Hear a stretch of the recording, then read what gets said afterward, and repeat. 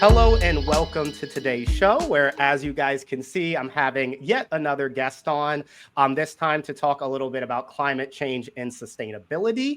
So we have Audrey here with us. And Audrey, can you talk a little bit to the audience about what you do for a living, and not just, the job title, but what kind of your job details and what your day-to-day responsibilities look like? Sure. Happy to be here. Thanks for having me on, Tim. Of course. So, I work for DPR Construction, which is a commercial contractor, and we primarily build highly innovative technical buildings, ranging from university campuses to hospitals to data centers. A lot of really interesting and unique builds. I work for DPR as a project sustainability lead. I'm based in Atlanta, but I support projects throughout the Southeast. And what that means, project sustainability lead, is that I support projects in building sustainably, meaning mitigating our impact on the environment while we're constructing. And largely the purpose of that is to assist our owners in achieving sustainability certifications for their buildings. A lot of those certifications are LEED certifications. If you've ever heard of that, LEED, that's the most common one you'll hear. And these are internationally recognized frameworks that detail prescriptively how an owner can achieve a third-party verified sustainable building. So things ranging from water efficiency, energy efficiency, materials and resources, to construction waste. How much construction waste are you recycling? Construction indoor air quality. Are you preserving the air quality of the building while you're building the building? There's a lot that goes into it, but what I do is help make sure that our owners can achieve those certifications by managing our construction teams as responsibly as we can. Great. And one of my questions, you were kind of mentioning the sustainability and all the features and, clean energy and things like that. But my question is, and this is generally, I think, the question you're going to get for people who, I don't know, push back on climate science, is the money balance. So when you are talking, I guess, with somebody, in corporate whose job is to turn a profit, right? How do you have those conversations between like the importance of sustainability versus, the profit motive that corporations have? How do those conversations go, and how does your company, try to balance that? Yeah. This is definitely a nuanced question, because a lot of our owners, at least for the company I work for, a lot of our owners are more intrinsically motivated to do what's right for the environment. So universities are a great example. They're, just hits of innovation and ready to work in a sustainable way. Universities seem to be, they're more on the cutting edge of things. They're usually more, forward thinking. I remember when I went to University of Maryland, I'm getting old, but when I was there, they had one of the buildings that they were building there that I got to live in. I was one of the first residents there. They had a roof that was like a full garden or some kind, like it was really built sustainably. And it was one of the first buildings that was starting to make the shift. Right. And I know University of Maryland is a huge like green campus. So I saw some of that stuff happening in action. But can you talk, sorry, I didn't mean to interrupt. Can you talk a little bit about that balance with that financial decision? Yeah. Because there's obviously clients like universities that are intrinsically motivated to be more sustainable, to have innovative features, to be more efficient, to be green and like buzzwordy, right? To be low carbon. But we also have a lot of clients in advanced tech that are looking to build sustainably, because they know that when you have increased energy efficiency and water efficiency, you have lower operating costs. And if you're operating thousands of data centers across the US or the world, you want your operating costs as low as possible. So when we talk about building sustainably, and I'll get into this, I think, as we continue talking too, but what that really means is, yes, you're looking at like the Earth's finite resources and determining what you should prioritize that'll bring you to something that's resilient, rather than, continuing to dig the well and then the well ends up dry. but what these owners are looking for is efficiency. And when you build efficiently, that is sustainable inherently. So that's really, sustainability is like two pillars: efficiency and resiliency. And when you combine them, that's something that will last into the future and be responsible. Got it. That makes sense to me. It kind of seems like, and correct me if I'm wrong, you being the expert in this, but a lot of times, creating a sustainability office or planning ahead of time, and maybe there's an initial investment that may be greater to do the research and figure out all this out. But in the long term, ultimately, it would save companies money because you're building something that's going to last longer term, but you're also going to be more efficient in the resources you're using. Does that seem to be a good summary? Yeah. And I will also say right now, operating costs are going to be lower with a sustainable building, but upfront costs are higher now because it's still installing things like solar panels or photovoltaics. Like those can be expensive, but they're a lot less expensive than they were 20 years ago. And in 20 years, they're going to be even less expensive. So, there are things that are continuing to become easier and cheaper, that are more sustainable solutions. And over time, I think we'll also see a corresponding reduction in those upfront costs as we have seen with the operating costs.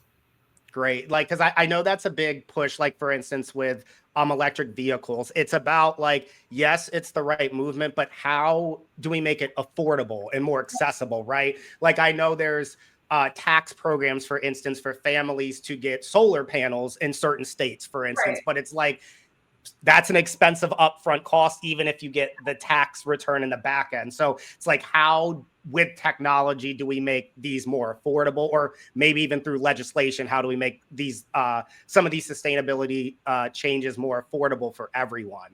But I kind of want to backtrack. Oh, go ahead. Sorry. Well, or make the payoff period less time. Shorter. Right. Exactly. Right. Like, yeah, paying 10 grand, but then getting it 2 years later, a year later is much more difficult than paying 10 grand and you get that payback more immediately. Understand for sure. But I want to backtrack a little bit, kind of connect with the audience more. Where did your love for, because I've known you for a while, just for transparency, and I know you're vegan. I don't know if that connects with your love for sustainability and kind of climate change, but where did your passion for this work come from? Yeah, just throw And me to be under the clear, also, guys, before people hear vegan, she is not one of those vegans. Like, I have eaten a cheeseburger in front. I have eaten plenty of non-vegan products in front of her without a single word out of her complaining. Her now fiance loves, to live the non-vegan lifestyle as well. So she is not one of those type of vegans, if that makes sense. So I wanted to protect you from internet slam. Go ahead, though. Yeah, I mean, now that you did that, threw me under the bus, vegan. I would like to say I always say like I was raised as a normal person because I was. So I understand, and I'm not here to push anyone to be vegan, but actually, yes, I mean, my lifestyle now is a result of me becoming passionate about sustainability. Um, and to start like where that came from, I definitely was not always like this was not my always calling. Like I never really could have imagined when I was a kid what I would be doing in the future, just in general also. But looking back now, I grew up in a place that was very green.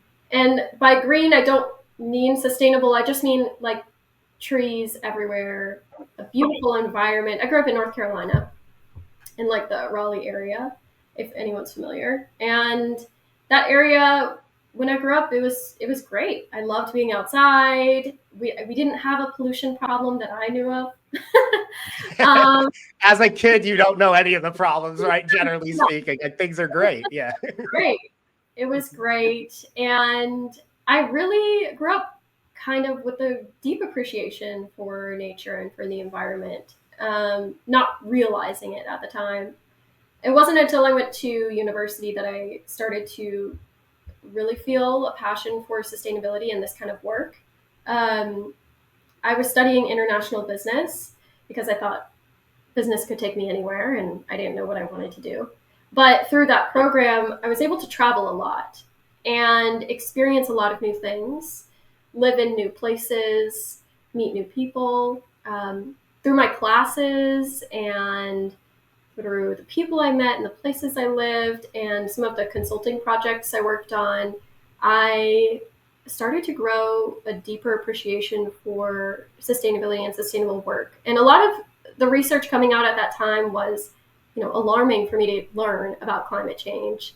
And I was going to college. I was in college right after 2015, and that was when the Paris Accords happened. That's when the UN SDGs were released, the United Nations Sustainable Development Goals. So this was like a really hot time for climate change, climate action specifically. And I got caught up in it. I remember, though, the turning point for me was doing a consulting project. I lived in Hong Kong at the time, and I was consulting for a very well-known international wildlife protection and conservation organization. I won't say who they are, but you could probably guess. I think I connect the dots, but go ahead. Oh, maybe I wasn't as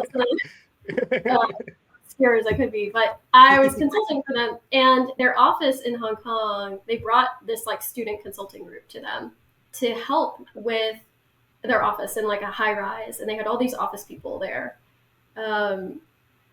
They needed help figuring out how to make their office more sustainable, because this was around the time where like the sea turtle with the straw, and like everyone was up in arms about plastic.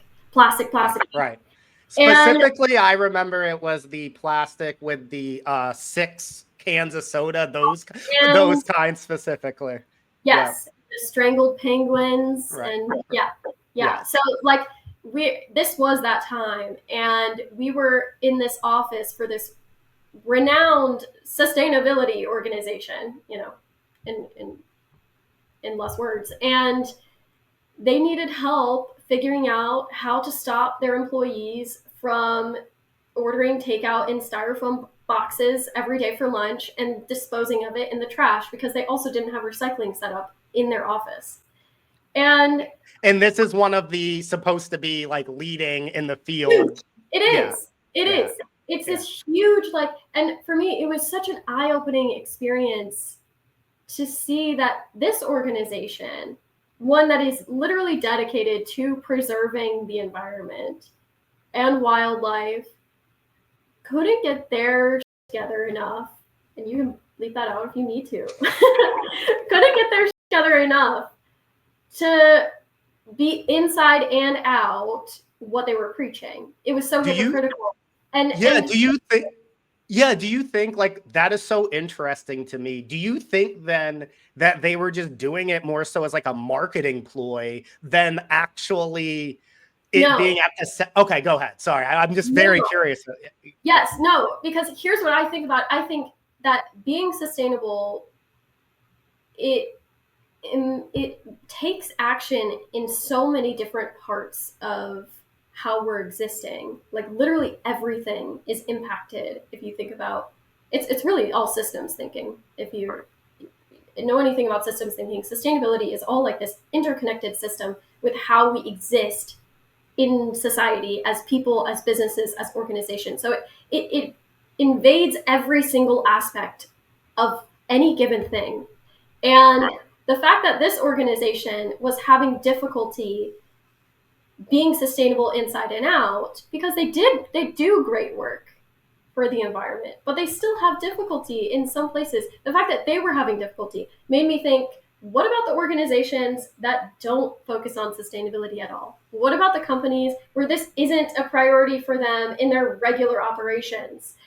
They're definitely not going through this effort to like, let's get rid of takeout containers in our office. Like they're not doing that. They don't care enough. They don't even have a single focus at all on their mainstream product or service that they're providing. So that experience made me think, like, I would like to help organizations move to be more sustainable, even if they don't realize it. Like, we should just make this the way that things are rather than having to be so intentional about every little thing. It just needs to be shifted into like, this is the new fabric of society. This is the No, new fabric we do yeah, I things. think it's like a mindset shift a little bit, but it doesn't need to be a difficult mindset shift. So I Right. covered a story of the week a few episodes or a few weeks ago was about how banning plastic bags or even doing like a small fee has been wildly successful. And it's like, that is something, at least for me, I just made the switch. I bring bags. It doesn't impact my quality of life or anything at all. But I think it saw like plastic bag waste on like beaches down 40%, 50%. Like that is an insane like percent change for just a little change in our day-to-day life. And I think also your pathway to sustainability.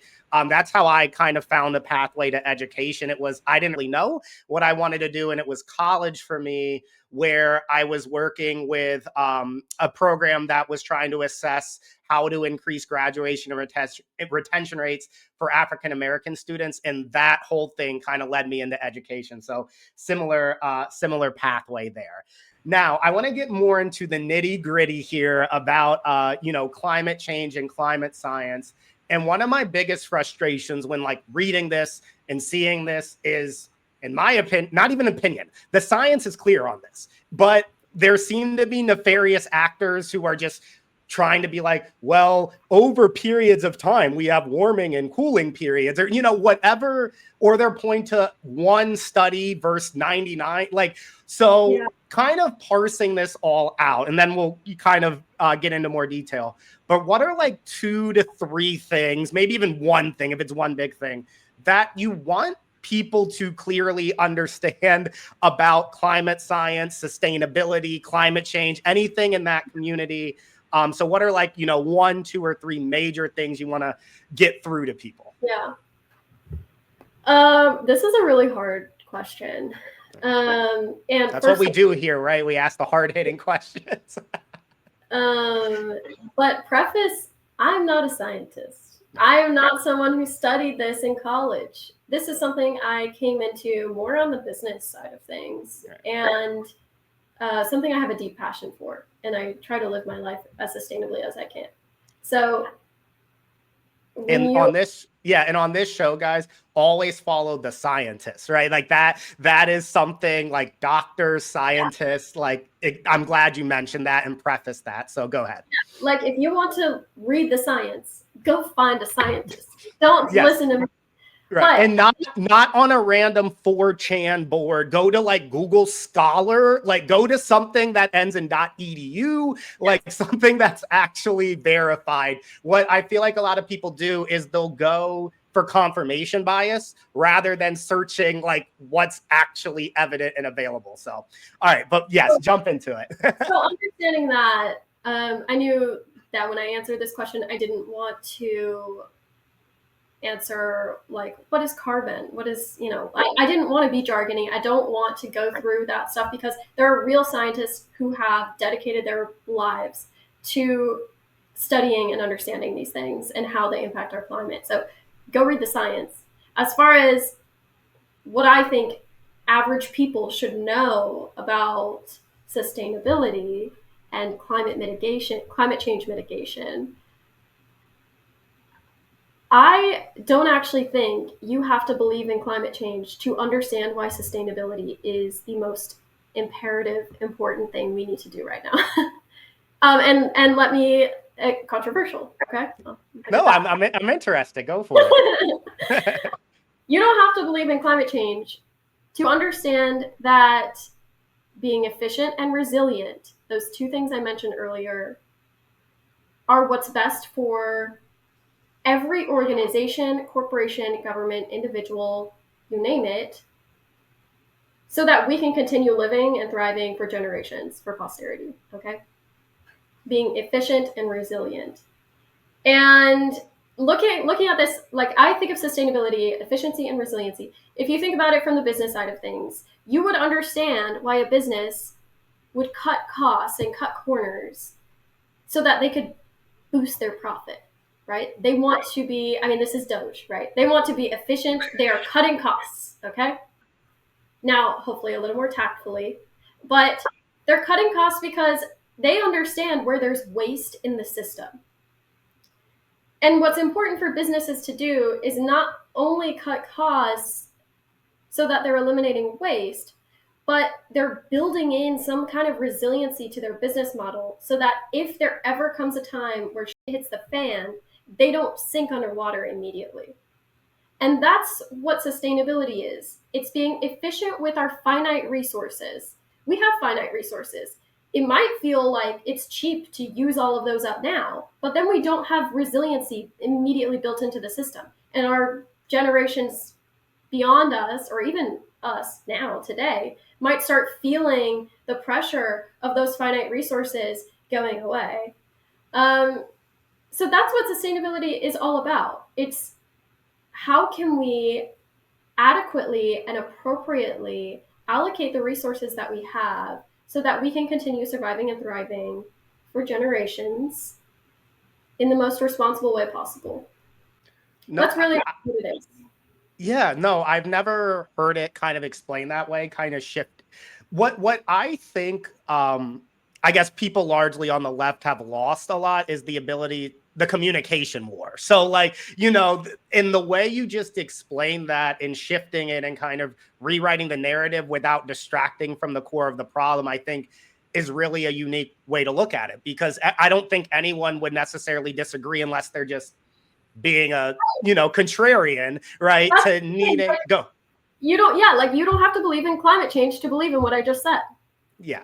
Yeah. right? 100% agree. One of the things though that certain corporations will do is they don't need to rely fully on sustainability because they know they'll have corporate bailouts whenever they need them.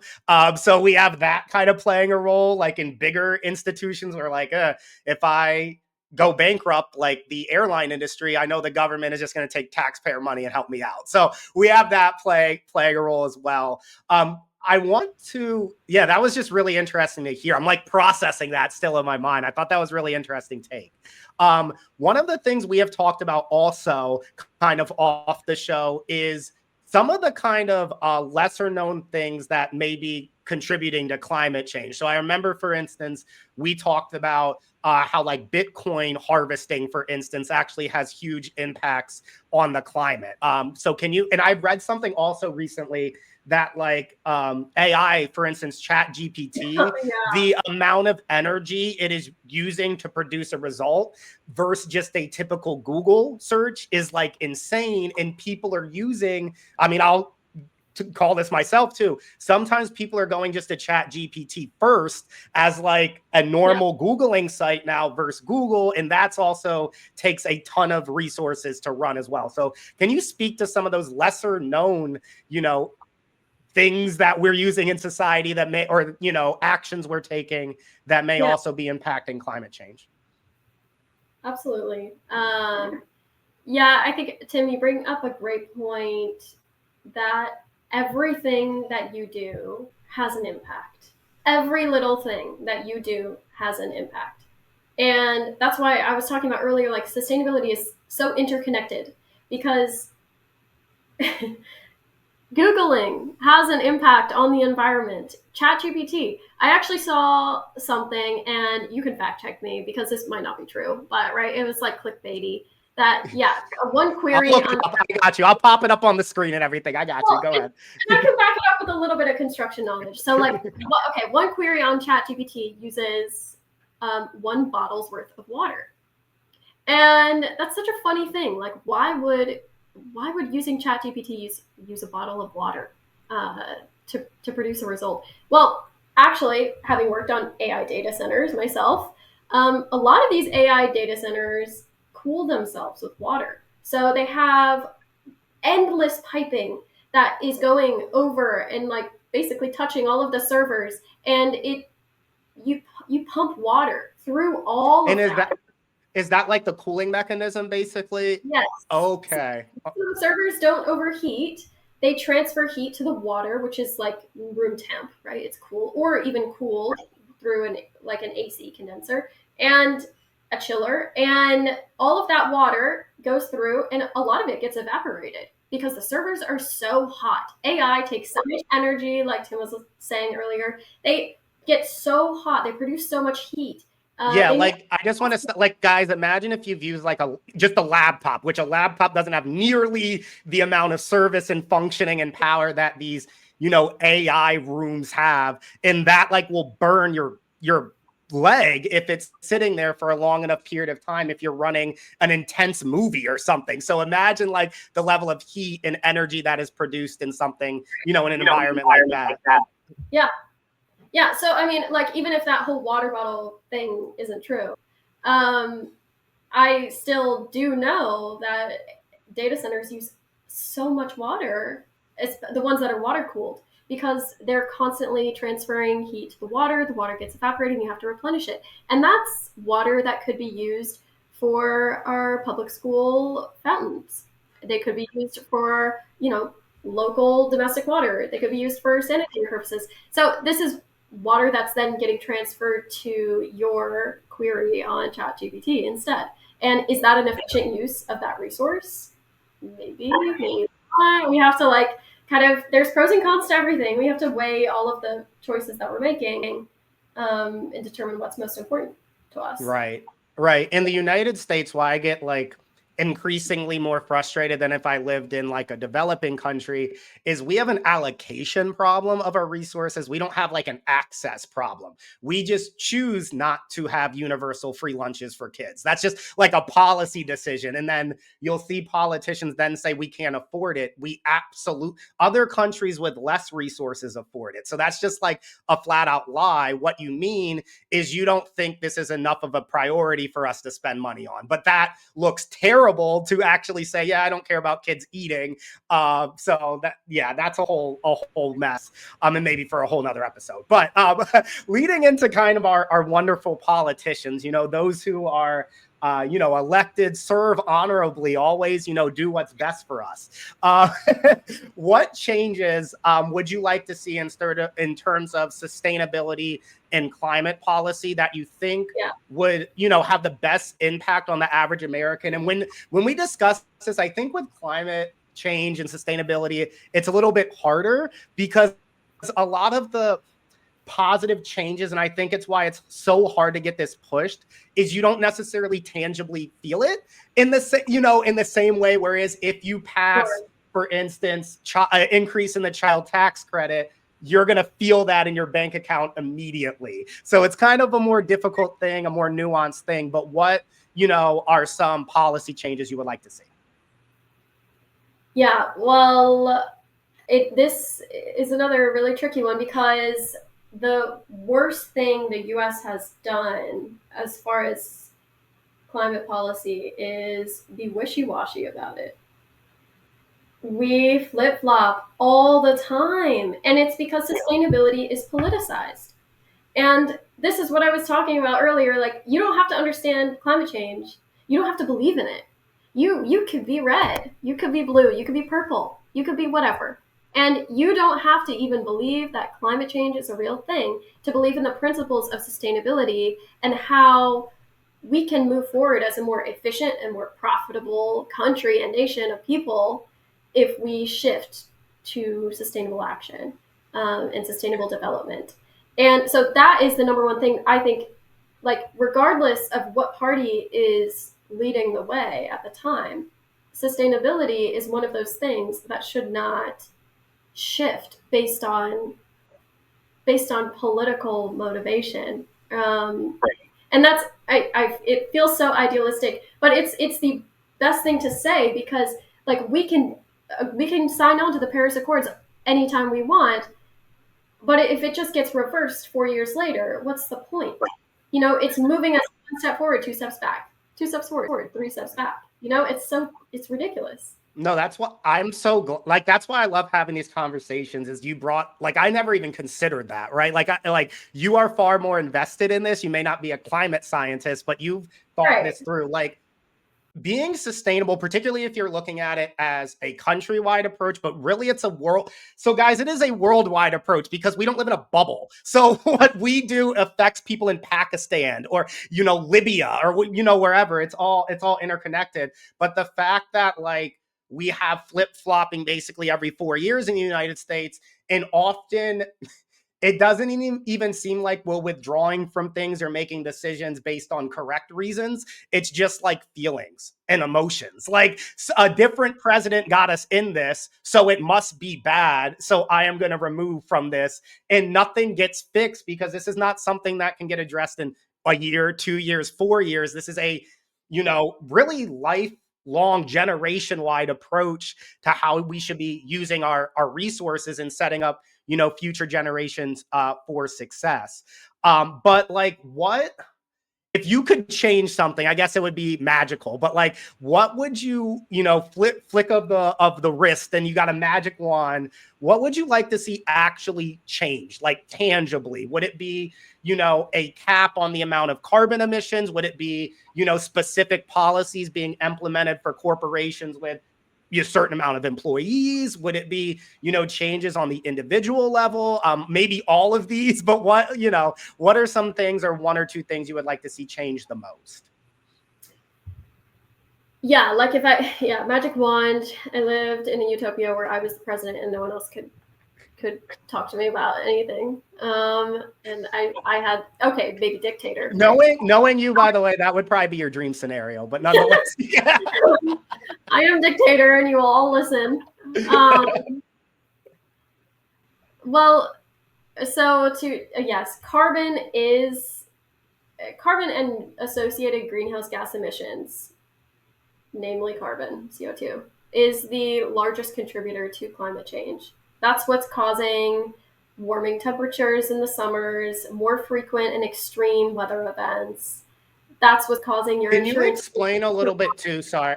Can you explain a little bit too? Because for instance, it snowed more this year in Maryland. So people will say, how can climate change be happening? How could global warming be happening? They'll use quotes when it got colder this year. There was a winter. So because it has to do with the extremes. So can you explain a little bit about that? Yeah. And I mean, there was totally a shift in like the marketing of climate change, because originally it was only global warming. And then they realized that people were having this misconception, like, well, it's only supposed to be warm, so we must be fine. I still have snow in the winter. So yeah, now it's climate change. But the principle is that globally, over a year, temperatures do on average rise. And what that does is it actually sets off this kind of like chain of events. Imagine dominoes, right? It's a domino effect. When temperatures globally rise just by a tiny little bit, it affects a lot of different systems. One of the major areas that it affects is the polar caps of the Earth, right? The North Pole, the South Pole, Antarctica. And the ice there melts at a faster pace than it would normally in the summers. And I have to address the ice melting too, because people, I don't know if you've seen this one, but they don't understand the ice is not all submerged and sitting in the water. It is sitting above. So if it melts, there is more total water. Because what people are saying, like on a very simplistic level, is they're taking like a thing of soda or water, they're putting ice in it, and they're saying, see, when the ice melts, it doesn't overflow. The things we have to address in 2025. But go ahead, sorry. Yeah, no, I mean, it's this chain of events. And yes, we have rising oceans because the ice is melting. But additionally, we have warming oceans, which means we're losing entire ecosystems. If you want to learn about ice or coral, watch Chasing Ice and Chasing Coral. Great documentaries. We'll explain this a lot better than I just did, but they're really moving as well. Or they're old at this point. I mean, probably 10 plus years old, but still, like, this is all founded in verified scientific research. which researchers have been doing for years, since the 70s or 80s. Yeah, I think literally, I was going to say, I think it was the 1970s where it was some oil company came out and was like, yeah, this is causing problems. Like they knew, so they knew like 50 years ago that this was a problem, but the profit motives basically were more important than addressing the issue. And now one of my concerns, honestly, Audrey, is when we actually take action on this, it is going to be so far down the road, right? That we're going to have to, when Fox News says crazy stuff, you're going to have to limit, your amount of intake of meat. I'm like, maybe down the road, because we took so long to do anything about it, that now we're having to do these drastic, like, obviously it's not going to be the rich people who have to cut back. It's going to be everyday people who cut back. But like, that's part of my fear, is like we're losing, because there are so many things going on that are more,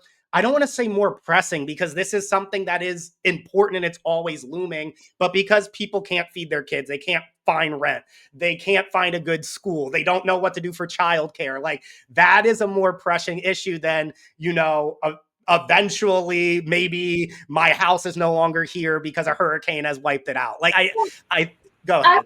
I will also say, because I think there are a lot of people who think like that, like, oh, it's so far away. Why, it's not pressing.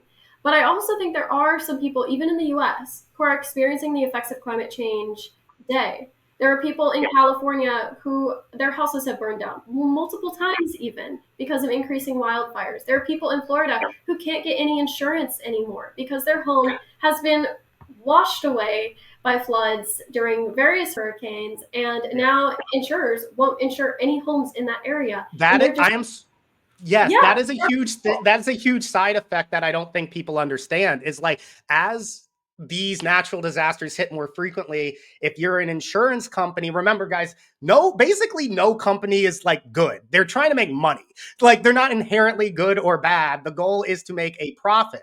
So if they know your house is going to be likely hit by a hurricane, why in the world would they insure it? Or why wouldn't they insure it for incredibly like high premiums or amounts that you would have to pay? So you also have that, downstream or immediate problem happening. Like you said, we feel the impacts in the US, but more broadly speaking, I think in the US we're so egocentric that we don't even understand like our use of resources between, us and the other developed countries have such a devastating impact on the developing world.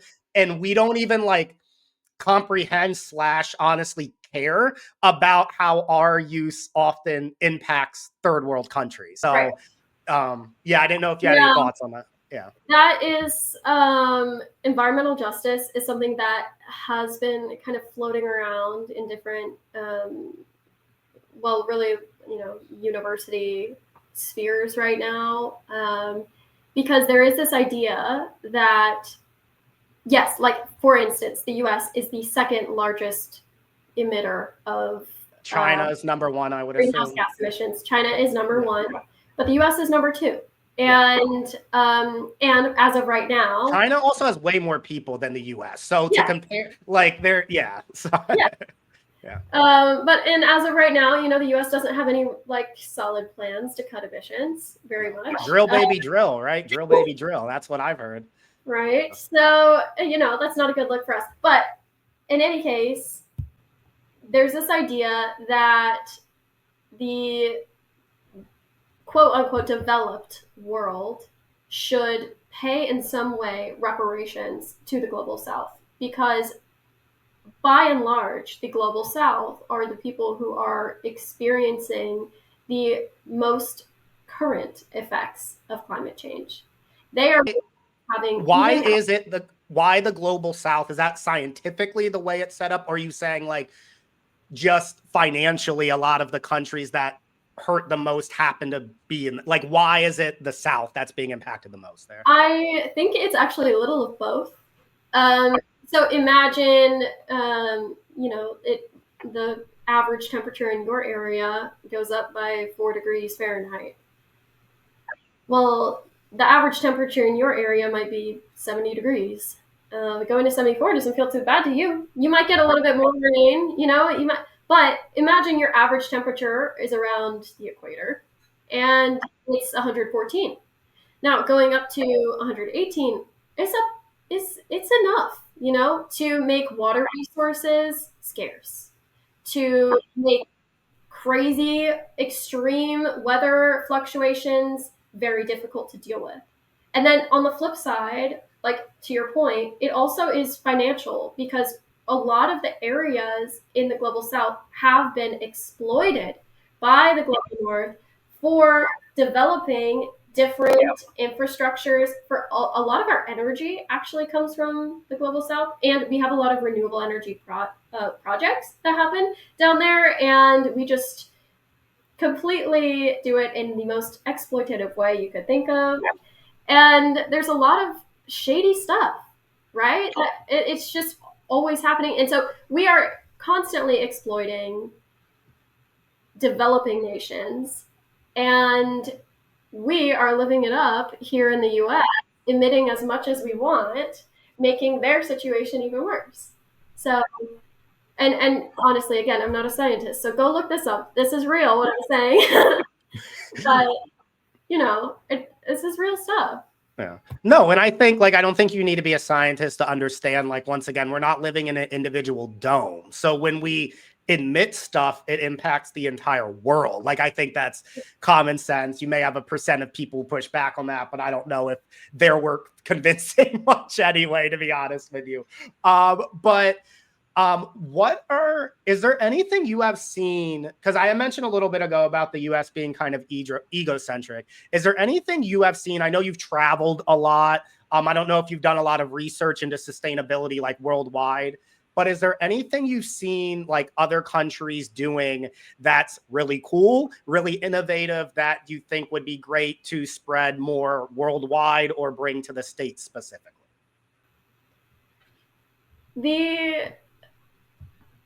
So I looked up before this, like what are countries doing that's like good? Right.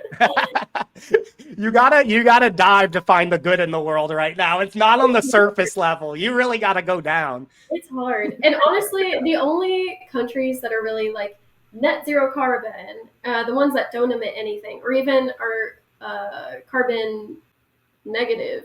They're at a deficit, right? They're sequestering more carbon than they emit. Though the only countries that have those sorts of stats are small countries with a lot of land dedicated to like wildlife and nature preserves and things like that. So they, for the most part, are somewhat unpopulated as far as their land use. I think the largest country I saw that is or was listed as net zero carbon was Panama. But I really think for nations like the US, which have a lot more complex problems, the best thing we could do is align ourselves with the United Nations Sustainable Development Goals. That really is the best. It sets the best goalposts for what we need to achieve. Why? Because it was created with a global mindset. So with the idea that what we do here in the US impacts others worldwide. And it was also created with the idea that sustainability is interconnected. So it creates goalposts for social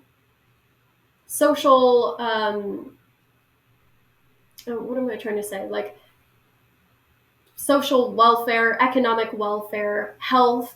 It creates goalposts in all of these different categories. I think there's 15 or 16 categories. And it's holistic.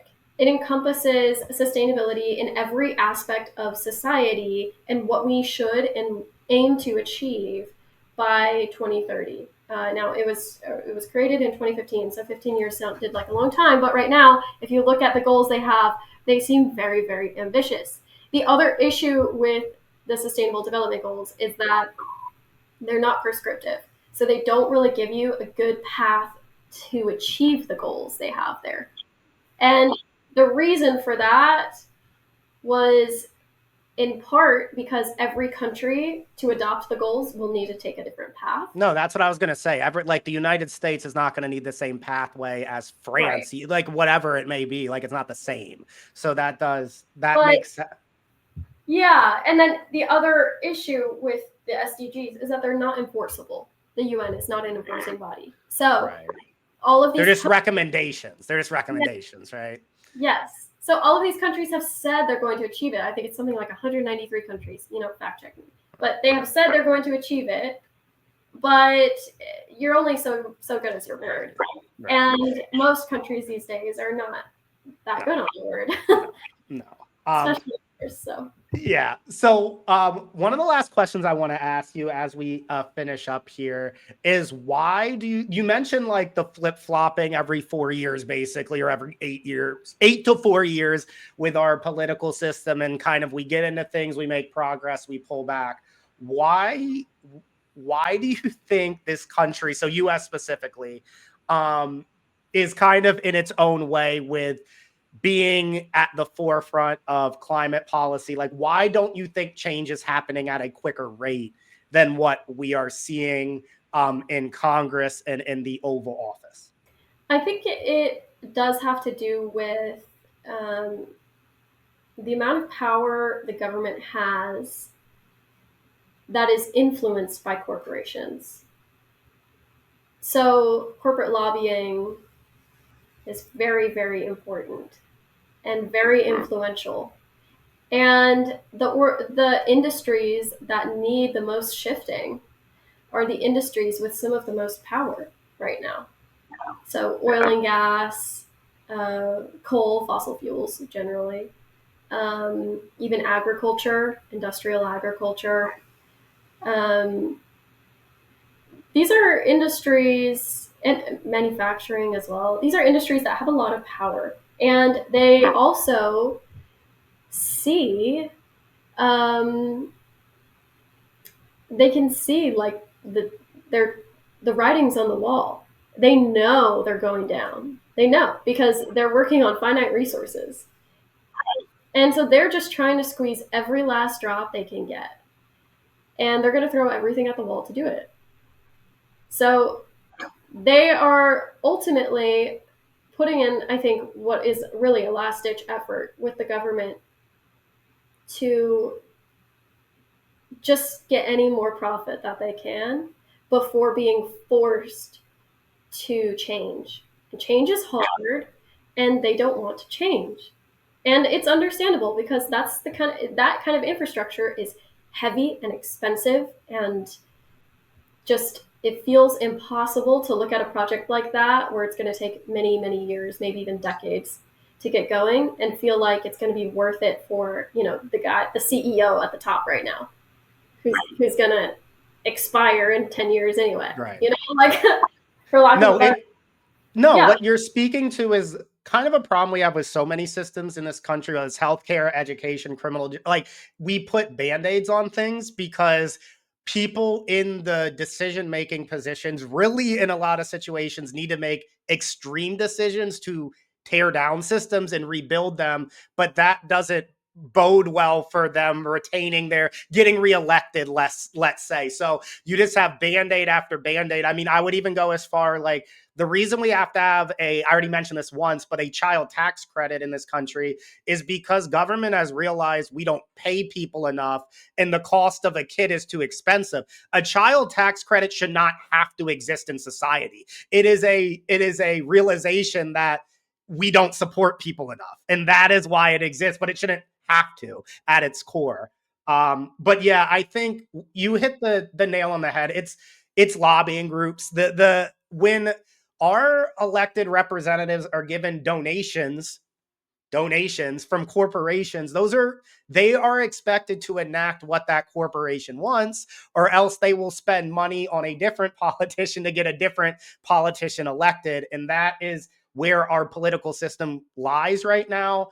Fortunately, though, I think people are so upset with this current moment that it may what we have with the flip flopping is we may go so extreme in the other direction that I think we may get banning of stock trading potentially, or I don't know, maybe I'm living in a pipe dream, but maybe sometime in our life, Audrey, we will get some actual reeling in of this ridiculousness with So, yeah, sorry, go so ahead. here's the other thing that I'll say, because I was looking to see like what is this administration doing that's different from the last one, and what's interesting about this moment now, which will hopefully, we'll realize what's going on by the end of this week, but with the bill, the big, Right.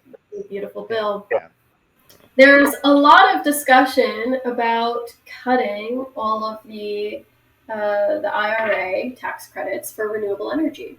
So, and this is not surprising at all. We would have expected that those tax credits would be cut from the Inflation Reduction Act that the Biden administration put in place.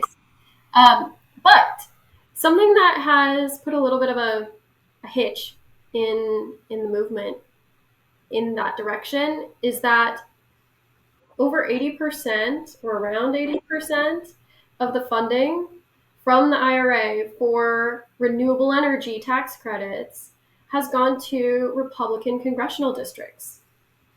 That's a bit of an issue because those are the people who support their party.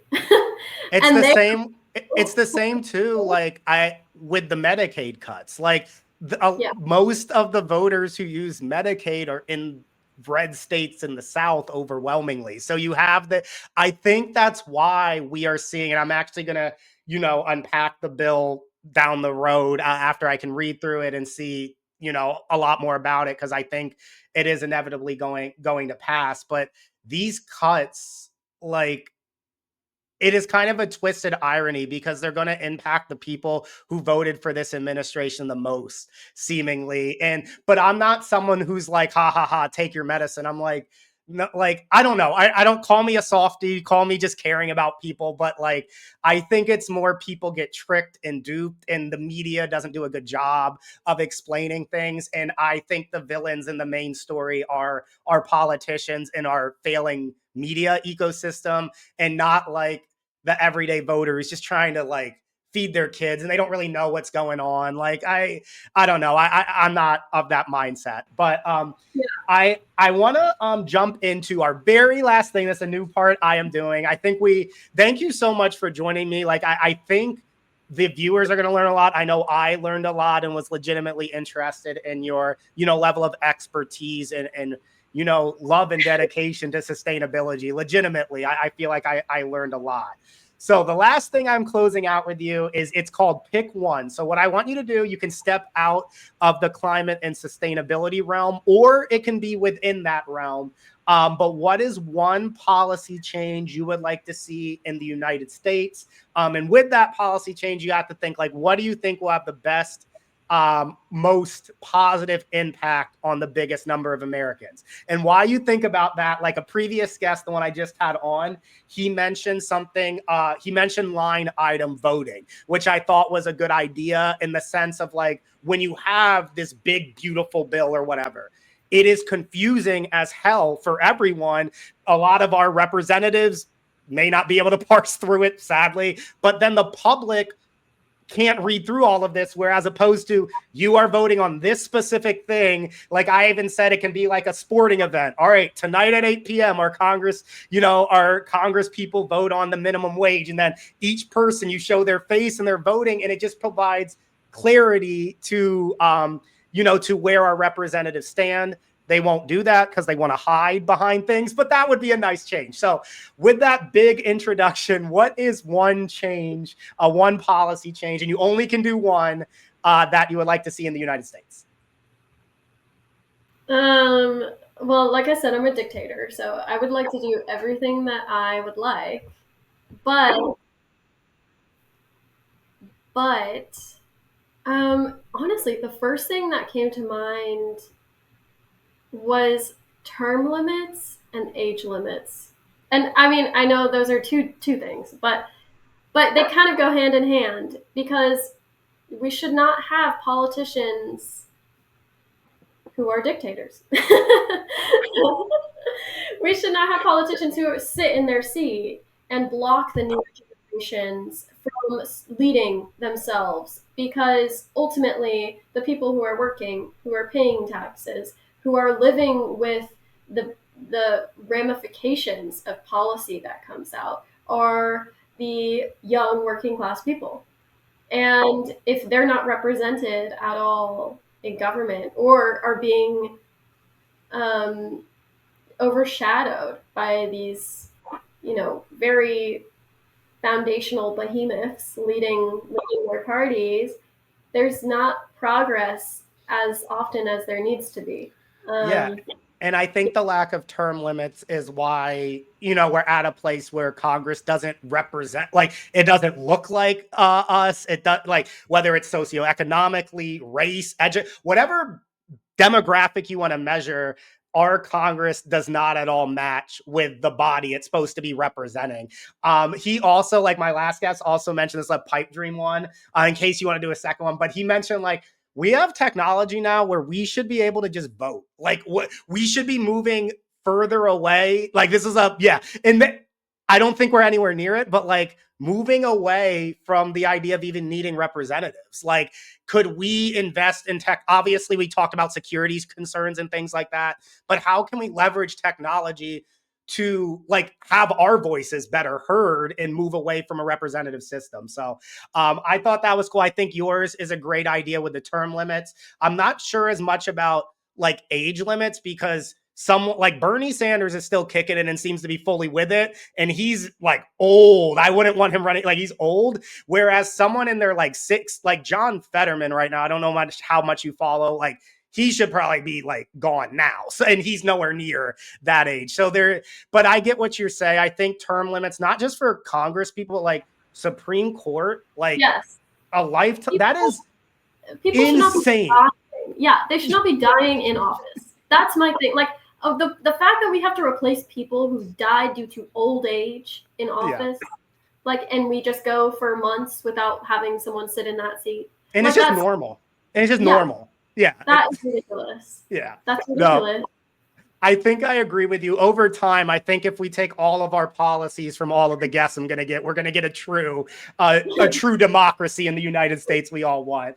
But Audrey, thank you so much for having, taking the time and having this conversation. Like I said, I definitely learned a lot. You provided quite a bit of insight, and I'm sure the viewers will feel the same. So thank you again for your time. Yeah, please fact check me. Thanks for having me and for being such a great host. Thank you. Appreciate it. So that wraps up my interview here, ladies and gentlemen, with Audrey. I thought her controversial take specifically was a really good perspective in terms of focusing on sustainability, right? And longevity, and the fact we have finite resources as a way to kind of message the changes needed to combat climate change. So I think that was just a really interesting perspective. Let me know what you guys think below in the comments in terms of that, or anything you heard that you want to discuss or maybe have questions about further. One last thing I want to mention, guys, before we get into the vibes for the week, is the fact that we, as the United States, already drill for more oil than any other country in the world. What we do with a bunch of it is sell it internationally so oil execs can make a profit. So when there's this push to drill even more, that largely is just going to benefit companies. Well, they'll just export more of it. It's not necessarily going to lower any of your individual energy costs. Also, guys, you need to think about the environmental toll that is taking, and the fact that that is a finite resource also, and just moving to sustainable and renewable energy is just the obvious path to go based on science and based on, being here and having the earth for the long run, right? All right, guys, vibes of the week. We are going to go to Mario, and the song is called How Do I Breathe? Thank you for watching and being part of a growing progressive community. Please make sure to like, share, and subscribe. And if you have the time, check out some of my other episodes you can see around me. Thank you.